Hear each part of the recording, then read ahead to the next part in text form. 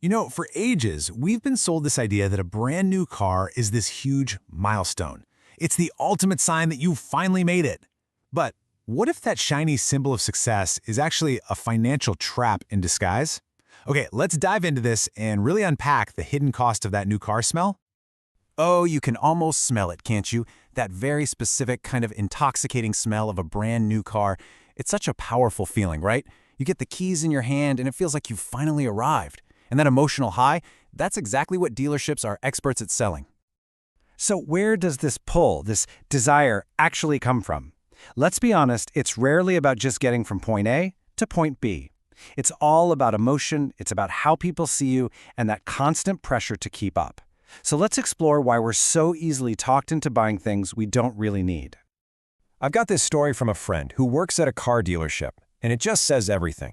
He sees people come in and pay a massive premium for a tough, rugged, off-road 4x4. But then, years later, when they trade it in, he makes a wild discovery. The 4x4 button? It's never even been pushed. Not once. They paid a fortune for an adventure they never actually took. I mean, think about it this way. Paying for that unused 4x4 button is basically like paying extra to have a trailer hitch installed on your car when you don't own a trailer or a boat, or heck, not even a bike. You're paying for a feature that's all about an image, not about utility. You're buying a story you tell yourself, not a life you actually live. Okay, so it's pretty clear that emotion is a huge driver here. But this is where it gets really dangerous for our wallets. We let all those feelings cloud our judgment, and it creates this massive blind spot, right where simple, cold, hard math should be our guide. See, on one side, you've got your feelings. You're thinking, hey, I can afford the monthly payments. It feels doable, right? But the math tells a totally different story. What's the total cost once you add in all that interest? How much money does it lose the literal second you drive it off the lot? And what about that ridiculously expensive insurance? The numbers? Well, they just don't lie. Now, to make these big, emotional purchases seem like they actually make sense mathematically, the industry cooked up this clever little tool. It's designed specifically to lower those monthly payments and get you into a much more expensive car than you can really afford. And it's called the balloon payment. So what the heck is it? Well, a balloon payment keeps your monthly costs artificially low for a few years. But here's the catch. At the end of the loan, bam, you're hit with this massive lump sum payment you probably can't afford. And that forces you to either refinance, sell the car, or trade it in, which starts the whole debt cycle all over again. It's a trap. The advice on this is super simple and direct. The moment you hear the B word, balloon payment, the smartest thing you can do is just smile, turn around, and walk away. It's a giant red flag that this deal is built to benefit the seller, not you. All right, let's get to the main event.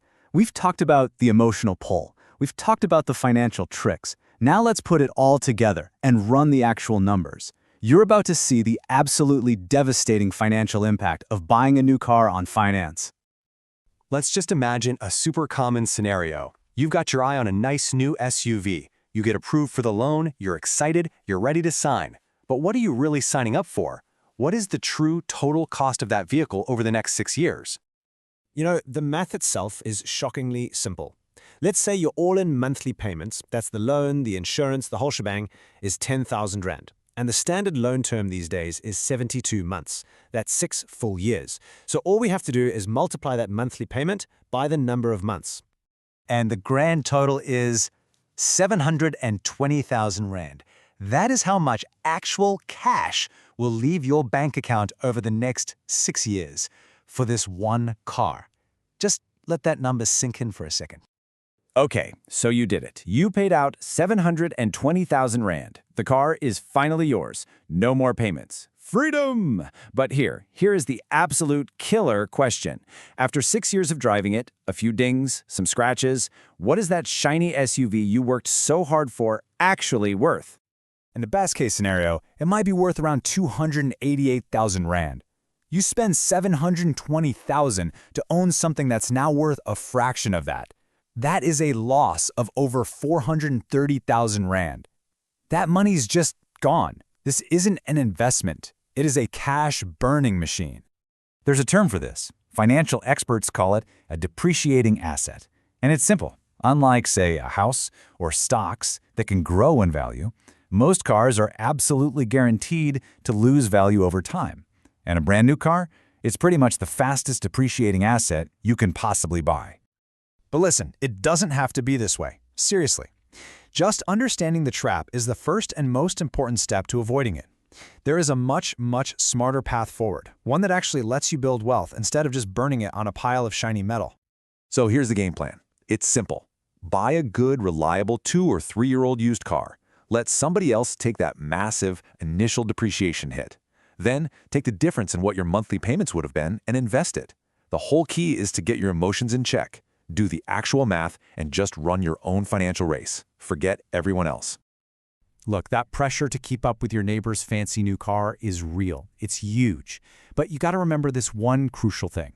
That person you're trying to impress, they're probably broke from making the exact same mistake you're thinking about making. So I'm just going to leave you with this one question. Take a look at the car in your driveway, or maybe the one you're dreaming about buying, and ask yourself, is it an asset that's helping you build a better life? Or is it a financial anchor, weighing you down and holding you back from real wealth? Because ultimately, that choice is yours.